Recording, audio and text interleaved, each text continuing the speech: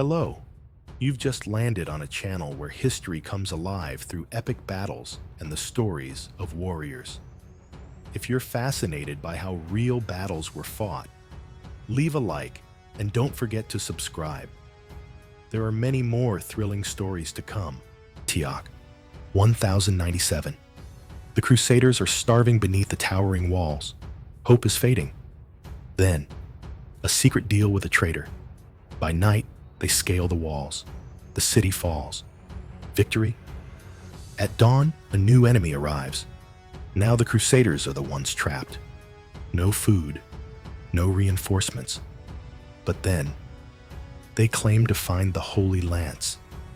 With nothing left but faith, they charge. What happened next shook the entire East. On November 26, 1095, at the Council of Clermont, Pope Urban II called upon Christians to journey east and seize Jerusalem from the hands of the unbelievers. He promised the participants of the crusade forgiveness of sins, protection of their families and property, and release from debts. This idea swept through all the Christian states of Western Europe. A spontaneous crusade of the poor ended in complete failure. Almost all of its participants were destroyed by the Seljuks. Shortly afterward, a feudal army of Norman, French, and German knights set out. The army was not a unified force, as each feudal lord brought along his own vassals, and the commanders often contested one another's leadership. In the spring of 1097, the united Crusader forces crossed the Bosporus and landed in Asia. The leaders of the campaign swore a vassal oath to the Byzantine Emperor Alexios I Komnenos for any lands they might conquer. Over the next 2 years, the army advanced slowly southward. After their victory over the Seljuk Sultan Kilij Arslan first at the Battle of Dorylaeum, the road to Antioch was opened for the Crusaders. In Cilicia, Baldwin of Boulogne separated from the main army and arrived in Edessa with his own contingent.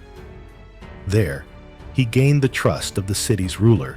Thoros of Edessa was adopted as his heir and later orchestrated his assassination in March 1098. After seizing power in Edessa, Baldwin established the county of Edessa, the first Crusader state in the Middle East. Antioch, located 20 kilometers from the Mediterranean coast on the eastern bank of the Orontes River, was one of the most significant cities in the eastern Mediterranean. Its history dates back to the Roman Empire, and over the centuries, it changed hands several times, first falling under the control of the Byzantine Empire, then the Persians and Arabs, and finally returning to Byzantine rule in the 10th century.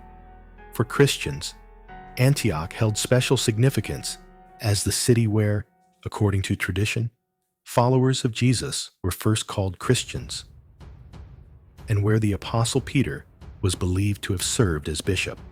The Muslim world before the Crusader invasion. By the time the First Crusade began in 1096, the Muslim world was politically fragmented and weakened. Internal conflicts, dynastic struggles, and rivalry between Sunnis and Shiites prevented the formation of a unified front against the invasion from the West. 1.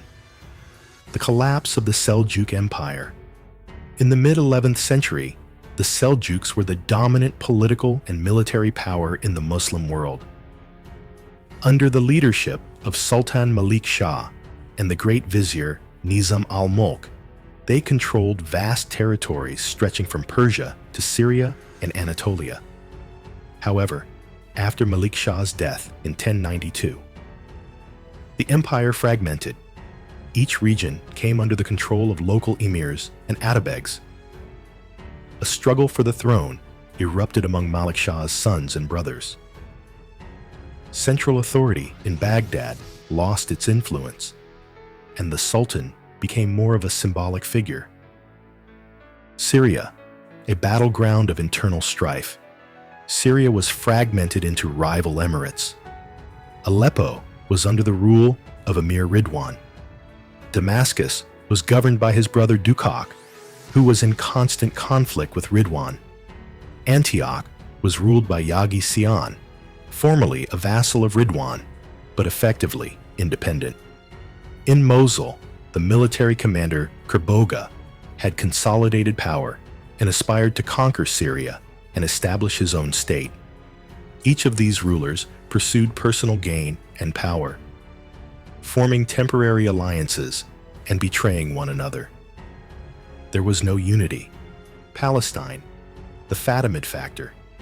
Palestine and Egypt were under the control of the Fatimid Caliphate, a Shiite state with its capital in Cairo. Jerusalem was ruled by the Fatimids, who were in conflict with the Sunni Seljuks. The Fatimids did not cooperate with the rulers of Syria and Mesopotamia. Some historians believe that the Fatimids did not initially perceive the Crusaders as a serious threat, hoping instead to use them against the Sunnis. Iraq and Persia, a struggle for power. The Abbasid Caliph in Baghdad held only nominal religious authority and was under the control of the Seljuk sultans. In Persia and Mesopotamia, independent or semi-autonomous Seljuk governors ruled over their respective territories. The power struggle between different branches of the Seljuk dynasty continued. Conclusion: before the Crusades, the Muslim world was fragmented, weakened by internal conflicts, and lacked a unified center of authority. This political disorganization was a decisive factor that allowed the poorly coordinated but fanatically driven European Crusaders to capture key cities of the Eastern Mediterranean, including Antioch and Jerusalem, and establish their own states on these lands. It is noteworthy that Muslim rulers initially misunderstood the nature and purpose of the Crusades. This is evident from the fact that the Fatimids in Egypt even considered forming an alliance with this new force emerging in the Levant, the Crusaders, against their Sunni rivals, namely the Abbasids in Baghdad and the Seljuks in the Levant. At that time, real power in Egypt was held by the Vizier al-Afdal Shahanshah. It seems that al-Ajjar did not fully grasp the true nature of the Crusader movement. When he saw the Crusaders attacking the Seljuks, the sworn enemies of the Fatimids, he began to consider an alliance with these invaders, proposing that Antioch would belong to the Crusaders and Jerusalem to the Fatimids. Perhaps al-Afdal based his reasoning on historical precedents. During its height in the 10th century, the Byzantine Empire never extended its control in the Levant beyond the city of Antioch. Thus, al-Afdal may have believed that the Crusaders had come to do exactly what Nikephoros Phocas and John Tzimiskes had done more than a century earlier. Al-Afdal did not want to waste time. Instead, he took advantage of the chaos that engulfed the Muslim Levant following the arrival of the Crusaders and sent an army that successfully took control of Jerusalem, wresting it from the hands of two Seljuk emirs, Sukman and Ilghazi. Meanwhile, a Fatimid delegation arrived at the Crusader camp outside Antioch. The Fatimids presented the Crusaders with a proposal for an alliance, which included the following terms. Both sides would cooperate in eliminating the Seljuks in exchange for granting the Crusaders exclusive control over Antioch and northern Syria, while the Fatimids would retain control over Jerusalem and southern Syria. The Crusaders would be allowed to visit the holy sites in Palestine and would be given full freedom to perform religious rites, on the condition that their stay would not exceed 1 month and that they would not enter the holy places with swords. These events gave the Crusaders a clear understanding of the extent of disunity among the Muslims and of the difficulty they faced in uniting their forces against them. In late July 1097, When the Crusaders entered Syrian territory, Yagi Sian, along with his sons and other emirs, was participating in the siege of Shizar. During an urgent council, opinions on the next steps were divided. Yagi Sian insisted on returning to Antioch, while Sukman ibn Artuk, an emir in the service of Ridwan, proposed marching to Amid, Diyarbakir, to gather additional forces. Yagi Sian rejected Sukman's proposal. Nevertheless, although Ridwan refused to provide immediate assistance, he did send Sukman to Amid to raise an army. Upon returning to Antioch, Yagi Sian dispatched his sons, Shams ad-Din and Muhammad, to seek reinforcements. Shams ad-Din went to Dukhak and Tugdagan, while Muhammad approached Kerbogha and other emirs. The fortifications of Antioch. Since 1085, the Seljuks had partially rebuilt the city's fortifications, which had originally dated back to the time of Emperor Justinian I. The city was surrounded by walls over 12 kilometers long, reinforced by approximately 450 towers. The thickness of the wall segments between the towers reached about 2 meters. Each tower had 3 floors, with the upper 2 occupied by soldiers. In addition to man-made defenses, natural barriers protected Antioch, the Nur Mountains to the southwest and marshes to the northwest. Several posterns, hidden or small gates, were cut into the ramparts of the southeastern section of the walls. These were used by the defenders during sieges to bring in supplies. On the eastern wall, atop Mount Silpius, stood the Byzantine citadel, dominating the city and acting as its final line of defense. Actions immediately before the siege. Yagi Sian was confident that the city's walls were impregnable, but he feared betrayal. As in 1085, the Turks had managed to capture Antioch with the help of a traitor within the garrison. According to Ibn al-Athir, in mid-October, Yagi Sian expelled the Christian men from the city to reduce the risk of treason, promising to protect their families, a promise he kept. Only the Jacobites, who were hostile toward the Greeks and Armenians, were allowed to remain. Yagi Sian also imprisoned the Orthodox Patriarch of Antioch, John the Oxide, who until then had not been persecuted by the Muslims. During Byzantine times, the city's garrison numbered around 4,000 men. Yagi Sian likely had a similar force. Raymond of Aguilera wrote that Yagi Sian commanded between 6,000 and 7,000 cavalry and more than 10,000 infantry. Stephen of Blois, in a letter to his wife, claimed there were 5,000 warriors in the city. According to historian John France, the garrison was barely sufficient to guard the city walls. Joseph-François Michaud estimated that Yagi Sian had 7,000 cavalry and 20,000 infantry. On October 20th, 1097, the Crusaders entered the Orontes River Valley and approached the Iron Bridge. They launched an assault on the bridge and captured it after a fierce battle. At the same time, they seized flocks of sheep and grain supplies that were being transported to Yagi Sian in Antioch. From the Iron Bridge, the army marched along the left bank of the Orontes toward the city. On October 21st, the Crusader leaders gathered to discuss their strategy. There was no consensus among the 3 main commanders, Godfrey of Bouillon, Bohemond of Taranto, and Raymond of Saint-Gilles, regarding the next course of action. Godfrey and Bohemond, both in favor of a siege, argued that the army was exhausted and should wait out the winter, expecting reinforcements from Byzantium and the West. This course of action was likely supported, if not proposed, by Tatikios, who was well aware that the Byzantines had captured Antioch in 969 by similar means. Raymond of Saint-Gilles, however, opposed this strategy. He urged the army to trust in God and called for an immediate assault on the city. Around this time, the leaders of the crusade elected Stephen of Blois as overall head of the expedition. He was tasked with presiding over councils and overseeing logistics and supply. First phase of the siege. The initial stage of the siege was described by chroniclers as relatively easy, since provisions were still sufficient and sorties by the defenders had not yet begun.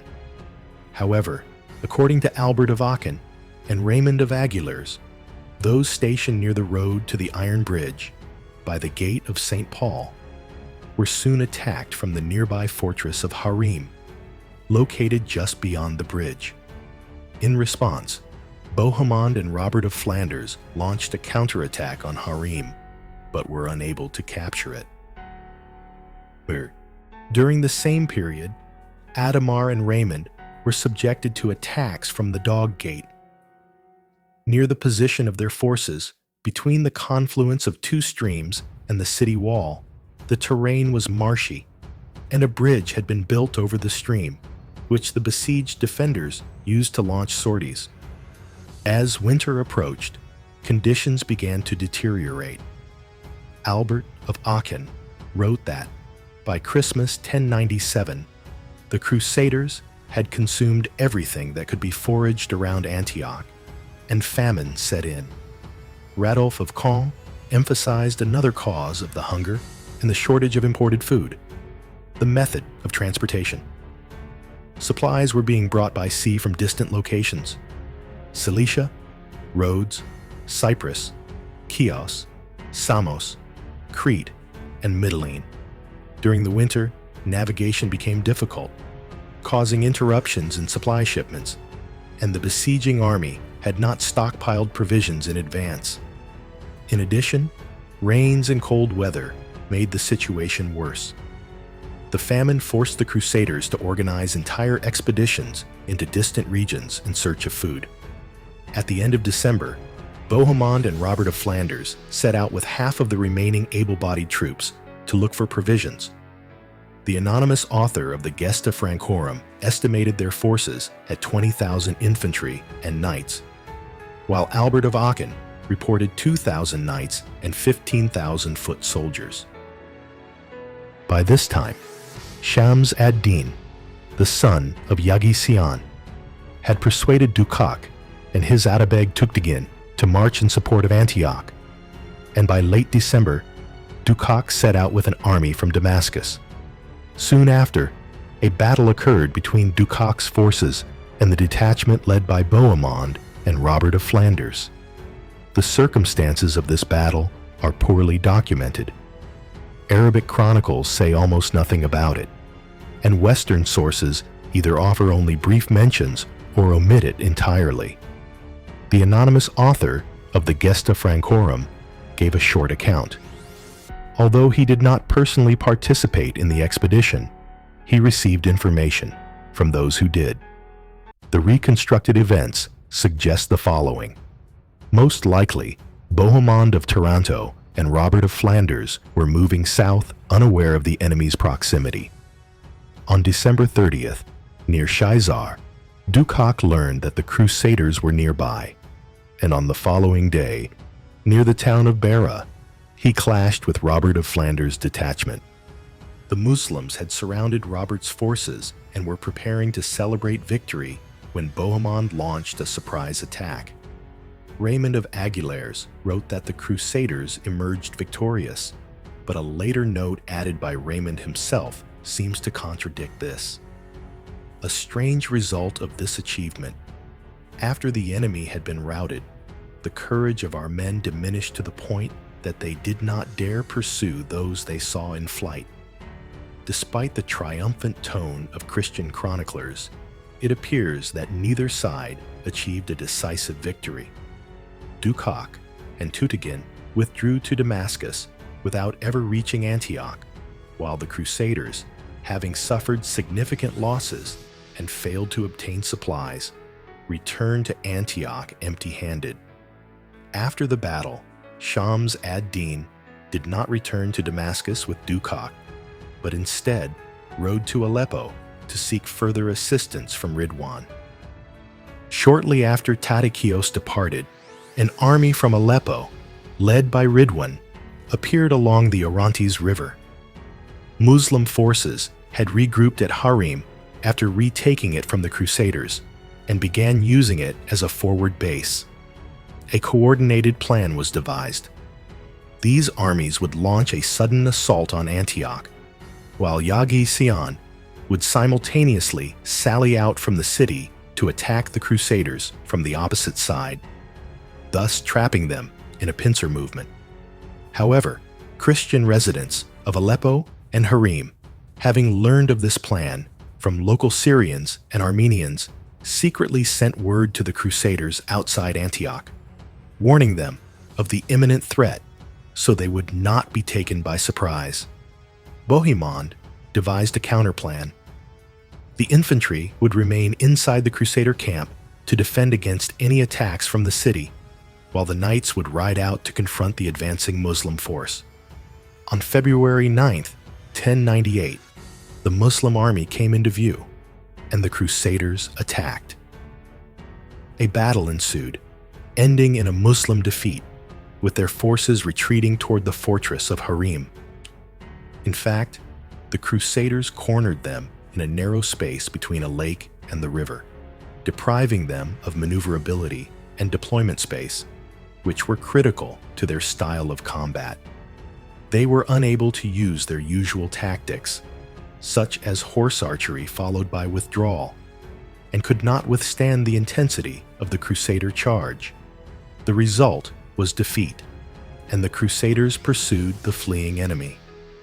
Realizing the danger, the garrison of Harim fled, setting the fortress on fire before abandoning it. Thus, the Crusaders took control of Harim with the support of its Syrian and Armenian inhabitants. The capture of Harim was a major victory, as it secured Antioch's defense from the Aleppo front. While the battle raged, Yagi Sion launched an attack on the Crusader camp outside Antioch. Initially, the battle appeared to go in his favor, but the tide quickly turned. As the victorious Crusader knights returned, carrying the heads of their slain enemies from the Battle of Al-Amq, Yagi Sion realized that the Muslim relief force had been defeated. He retreated with his men back into the city, while the Crusaders threw the severed heads over the walls to let Yagi Sion see what had become of his allies. The near-complete blockade became a severe blow to the besieged, forcing them to limit themselves to small but frequent sorties, attempting to inflict any possible harm on the Crusaders. According to Albert of Aachen, morning, noon, and night each day brought sudden attacks, sorties, and scenes of slaughter, and the Christian camp was constantly filled with the sounds of mourning for new losses. After the defeat of the Seljuks of Aleppo and Damascus, Yagi Sion realized that he needed to appeal for aid from the great Seljuks of Persia and Khorasan.